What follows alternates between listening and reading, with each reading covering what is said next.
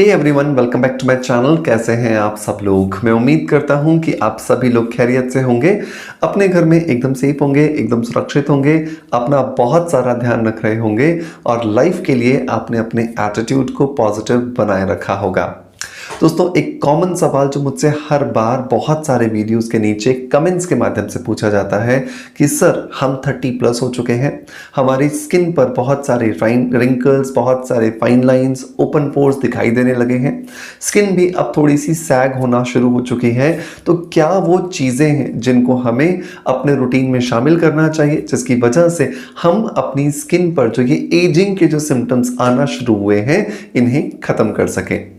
तो दोस्तों, आपका जब सवाल आता है ना, तो डेफिनेटली हमारी पूरी टीम उस पर काम करती है और नेचुरल क्या तरीके हो सकते हैं, क्या कुछ ऐसी चीज़ें हो सकती हैं जिनसे हम आपकी मदद कर सकते हैं, वो रिसर्च करना शुरू करती है। और आज के इस वीडियो के अंदर मैं 6 ऐसी चीज़ों के बारे में बात करूंगा जिनकी वजह से अगर आप उन पर काम करोगे तो डेफिनेटली आप अपने चेहरे पर आने वाली जो एजिंग है उसे डिले कर पाओगे।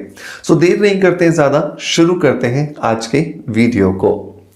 दोस्तों, पहली जो चीज़ जो हमें हमेशा ध्यान रखनी चाहिए वो ये कि जैसे जैसे हमारी एज बढ़ती है, हमारी जो बॉडी है उसके अंदर जो हर एक सेल है, जो कोशिका है, वो डेप्रिशिएट होती है।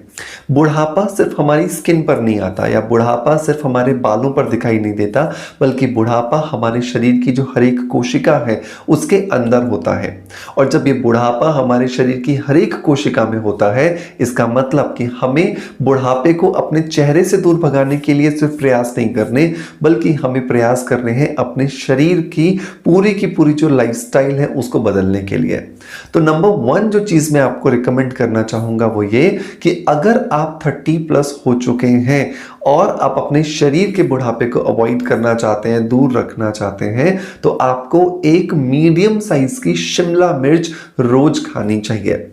ये जो मीडियम साइज की शिमला मिर्च होती है दोस्तों, इसके अंदर बहुत सारे ऐसे एंजाइम्स होते हैं जो कि साइंस ने भी ये प्रूवन कर दिया है कि ये हमारे शरीर की जो प्री मैच्योर एजिंग जो प्रोसेस है उसको डिले करने में, उसको हटाने में, उसको कम करने में हमारी मदद करते हैं। अब सवाल आता है कि इसे कौन से समय पर खाया जाए जिसकी वजह से हमें सबसे ज़्यादा बेनिफिट्स हों। तो मैं आपको यहाँ पे रिकमेंड करूँगा कि आपको इसे सुबह नाश्ते में खाना चाहिए और इसे बिना पकाए खाना चाहिए। मतलब आप इसे कच्चा काट लीजिए और एज एन सैलेड आप इसे खाइए। ये आपको बहुत ज़्यादा बेनिफिट्स देगा। ना सिर्फ ये आपके रिंकल्स को कम करेगा, बल्कि ये आपके बालों को भी सॉफ्ट करेगा, आपके बालों के अंदर जो चमक चली गई है उसे ठीक करेगा और आपके शरीर के अंदर जो एनर्जी लेवल आपको कम लगता है उसको वापस से रिचार्ज करने में भी आपकी ये मदद करेगा। टिप नंबर 2 की अगर मैं बात करूं, अगर आप 30 प्लस हो चुके हैं तो आपको अपनी डाइट के अंदर कुछ ऐसी चीज़ों को शामिल करना चाहिए जिनके अंदर कोलेजन को बूस्ट करने की ताकत हो। दोस्तों, जैसे जैसे हमारी एज बढ़ती है, हमारे शरीर के अंदर जो कोलेजन है वो धीरे धीरे बनना कम हो जाता है और धीरे धीरे बनना कम होने के साथ साथ जो कोलेजन टूटता है, जो डेप्रिशिएट होता है, वो वापस से रीजनरेट भी नहीं होता। इसका मतलब कि हमारी स्किन के अंदर जो स्किन को टाइट रखने वाला जो प्रोटीन है वो कम होने लगता है। अब कोलेजन को हम बाहर से भी लगाएंगे और अंदर से भी खाएंगे, तभी हमारी स्किन को पूरा बेनिफिट मिलेगा। ऐसी कंडीशन में मैं आपको रिकमेंड करूंगा कि आपको अपनी डाइट में बीटा कैरोटीन वाली जितनी चीजें हैं, मतलब कि आप गाजर ले सकते हो, चुकंदर ले सकते हो, टमाटर ले सकते हो, छोटे शब्दों में बोलें तो आप वो सारी की सारी चीजें जो कि लाल और पीले रंग की होती हैं, चाहे वो फल हो चाहे वो सब्जियां हो, उन्हें अपने रूटीन में शामिल कीजिए। और साथ के साथ में ये चीज ध्यान रखिए कि आपको आपकी स्किन पर ग्लूटाथायोन सीरम जरूर लगाना चाहिए।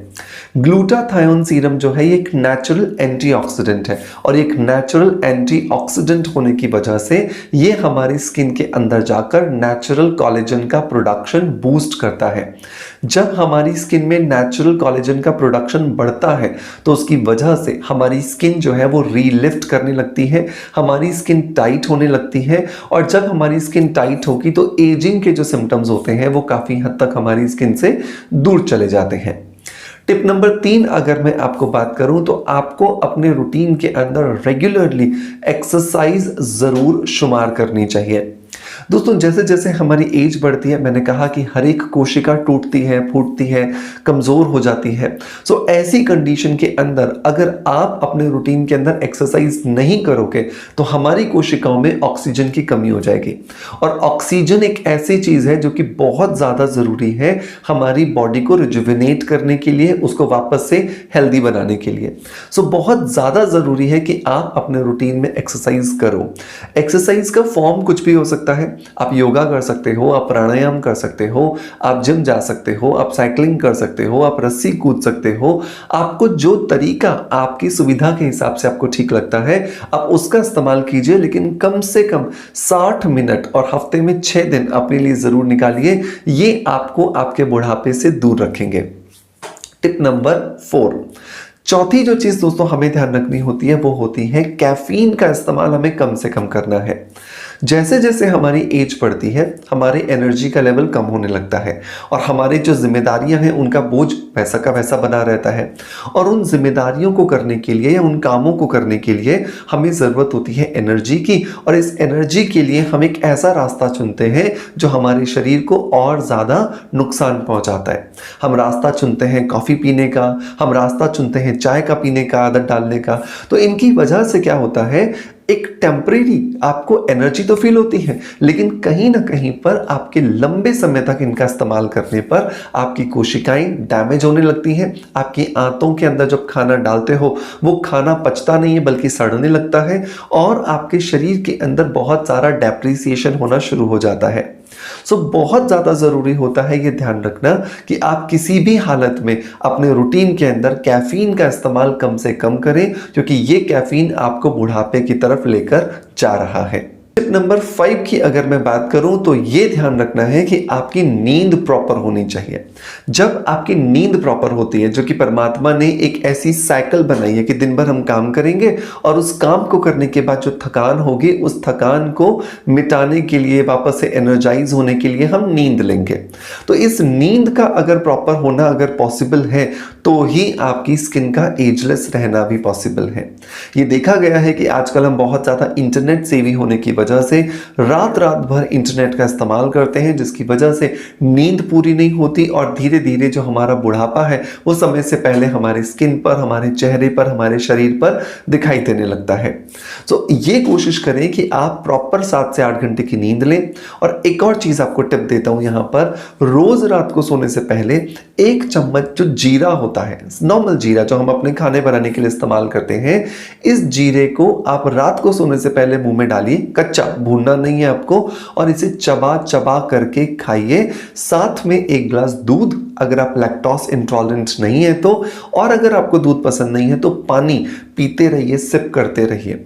आपका ये जो छोटा सा कॉम्बिनेशन है, मतलब जीरा और पानी या जीरा और दूध का जो कॉम्बिनेशन है, ये बहुत ज्यादा आपको हेल्प करके देगा आपकी नींद को ज्यादा गहरा, डीप और साउंड बनाने के लिए।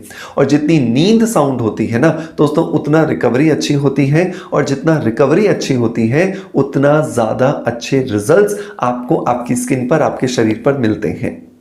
टिप नंबर 6, ये याद रखिए कि स्ट्रेस आज प्रूवन हो चुका है कि बहुत सारी बीमारियों की जड़ है। बहुत सारी ऐसी बीमारियां हैं जिन पर रिसर्चेस किए गए, जिन पर यह जानकारी जुटाई गई कि कौन कौन सी बीमारियां जिसके पीछे रिसर्च करने के बाद स्ट्रेस को कारण पाया गया।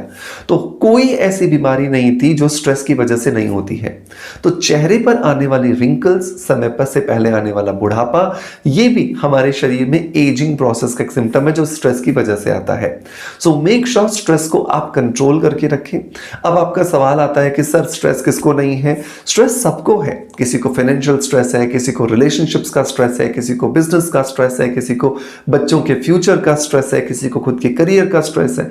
लेकिन वो स्ट्रेस आपके दिमाग पर हावी नहीं होना चाहिए, ये याद रखना है। और उसके लिए पॉजिटिव अप्रोच आप अपने शरीर में मेंटेन करके रखेंगे, और साथ के साथ में आपको अपने रूटीन में मेडिटेशन करने की आदत डालनी है।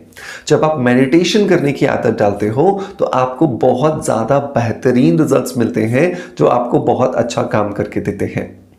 दोस्तों मेक श्योर इन 6 आदतों को अपने रूटीन में ज़रूर शामिल कीजिएगा और जब आप ये रूटीन में आदतें शामिल करेंगे और जो भी आपको बेनिफिट्स मिलते हैं अच्छे या बुरे, मेक श्योर मुझे ज़रूर बताइएगा कमेंट्स के माध्यम से। आपका हर एक कमेंट मैं पर्सनली पढ़ता हूँ और उन्हीं कमेंट्स के माध्यम से हम आपके लिए वीडियो कंटेंट जो है वो क्रिएट करते हैं। आपका प्यार आप जैसे हमें देते आए हैं बिल्कुल वैसे ही देते रहेंगे। इसी आशा के साथ आपसे अलविदा लेता आपका knowledge friend doctor Manoj. Thank you so much. Bye bye. Love you all.